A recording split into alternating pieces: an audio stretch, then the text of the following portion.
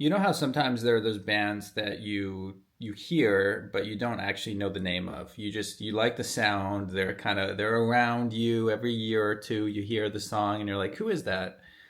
But then as the years pass, eventually you find out who they are and eventually you learn more about them. And then there comes a day when you are a super fan. That's kind of what happened to me with the Pogues. And the lead singer of the Pogues was a guy named Shane MacGowan, who just passed away earlier today. And as I understand it, Shane MacGowan struggled with health issues for a very long time. He wasn't actively making music until the end or anything, but he also wasn't that old. He was only 65 years old. But Shane was a true punk and a true poet. This guy lived a hard life. He was a working class guy. I don't think he ever made it rich or anything, despite having some songs which are recognized around the English speaking world. But yeah, this guy had a tough life, and he really spoke for the working class people as well. Like he stayed in those roots, and like I said, he was a poet. If you look at some of the lines from some of these songs, that as someone who likes to read, someone who likes good wordplay, that for me is his most lasting contribution. The words that he left us with. And so today, I just wanted to reflect on a few of those words that meant a lot to me, reflect on a few of the songs that meant a lot to me. My mom's actually Irish. I've never been to Ireland, but I feel a connection to that land. It's a part of my heritage as well. And I think Shane MacGowan's way of it's really fascinating what he did. I don't know. I can't think of any other band that represents the culture so well in a very like modern and unique way. Because obviously there's old Irish folk tales and stuff like that, but the way they do it, blending it with cool, catchy songs, while also having that spirit, that old Irish spirit. To be honest, it reminds me of what a lot of Black Americans do in hip hop, right? Like teaching about the culture, teaching about the struggle, but doing it in a way that is full of local slang, local dialogue, like local references to the neighborhoods where they grew up. Frankly, I think that's what the Pogues do for working class Ireland. And anyway, I think the first song that I liked by them was that classic Christmas tale. What's it called? Is it a fairy tale of New York? I'm so bad with song names. I suppose I could look it up, but a fairy tale of New York is it's a classic Christmas tale because it's just this working class couple who've moved to New York from Ireland, and they're poor and it's cold and they're angry and they kind of hate each other, but secretly they kind of love each other. I could have been someone, but so could anyone. It's just this kind of they're just kind of like doing a back and forth about how their lives have gone wrong, and they wish that it's Christmas, and they kind of wish they weren't together because they could have been someone if they'd actually followed their dreams and not moved together to New York. And there's all these levels of like just chaos to their relationship, but beneath that, it's still Christmas, and they're still making the best, and there's kind of like a fairy tale feeling to it, as you will. So it's a very complex and beautiful song, I think. In a world of, Mariah Carey, pop Christmas music, who's this band who's doing something completely different? I think the second song I ever heard from the Pogues was "The Body of an American." I was actually listening to this earlier today when I heard the news, the unfortunate news about Shane MacGowan. And this song has the body of. I'm pulling up my laptop here because this song. Again, I don't even know. I don't know if this is a fictional account of a fictional American who has passed away, and their friends are kind of gathered around telling stories. Or I don't know if this is a real American. You know, they talk about him fighting different people over the years. They talk about, you know, there's all these great lines in it, and that's why I'm pulling it up. I want to read a couple of these lines to you guys.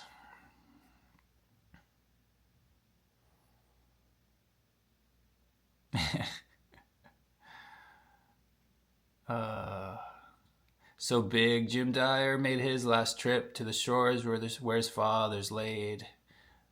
But 15 minutes later, we had our first taste of whiskey. There were uncles giving lectures on ancient Irish history. The men all started telling jokes, and the women, they got frisky. By 5 o'clock in the evening, every bastard there was pisky. Pisky, what a word. Yeah, and so it's full of lines like that. It's full of these little tales of what happened to this guy as he passed away. And there's this beautiful line, and there's a beautiful part in there. I like this part where it goes like, this is just pure poetry right here. This morning on the harbor when I said goodbye to you, I remember how I swore that I'd come back to you one day. And as the sunset came to meet the evening on the hill, I told you I'd always love you. I always did. I always will. Fare thee well, gone away, there's nothing left to say, but to say adieu to your eyes as blue as the water in the bay. To big Jim Dyer, the man of wire, who was often heard to say, I'm a free-born man of the USA. Yeah, Shane MacGowan was a poet. I don't know the full meaning of this song, but I first heard it on one of the final episodes of a TV show called The Wire, which was my favorite show for a long time when I was younger. Very cool show about these criminals and police officers in Baltimore and this intense urban environment. And a character, well, I'm not going to spoil the show, but at a very important moment of the show, they play this song. And I think that was, I didn't even connect it with the Christmas song from before. I was just like, oh, there's that cool sound again. So I eventually went down the Pogues rabbit hole. I learned about this guy, Shane MacGowan, who was a tough living guy with barely any teeth. I don't know if you've seen pictures of him, but he got his teeth fixed. He got his awful teeth fixed a few years before he passed. And apparently the dentist who worked on him said, this is the Mount Everest for dentistry. Like, meaning is the hardest case known to man. So yeah, Shane MacGowan had some messed up teeth. But he had a beautiful soul. Clearly, it comes through in the words. And there's another song I really like. This one's a sad one. He's got a lot of sad songs, to be honest, but this one, A Pair of Brown Eyes. It's kind of about, it's about someone who went to war. It's about heartbreak. It's about war. It's about, there's a lot of layers to it. Again, his songs are really, they're poems. They're poems, and every listen, you get new meanings out of it. But let me give you a few lines out of this one. I saw the streams, the rolling hills, where the brown eyes were waiting. And I thought about a pair of brown eyes that waited once for me. Oh, that line, even that line right there always hits me. It just, anyone just had their heart broken, just thinks about like the pair of brown eyes that waited once for me, but no longer waits. Oh, that's a heavy one.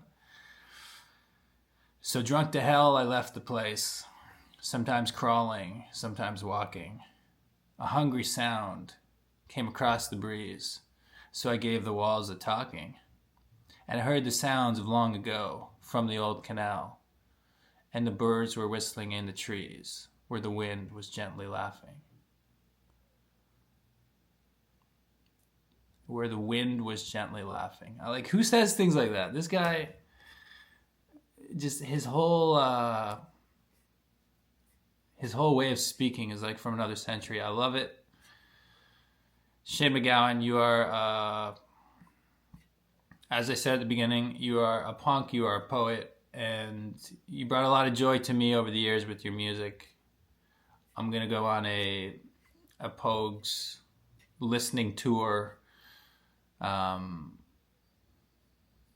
today and probably for the next few days, remembering all the great songs. Dirty Old Town, that's another one.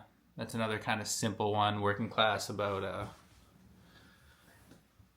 well, just growing up in a dirty old town, I suppose. The feelings you have of simultaneously loving it and hating it. And yeah, the discography goes on. There's a lot of other classics I could mention, but I think I've rambled on enough for this one.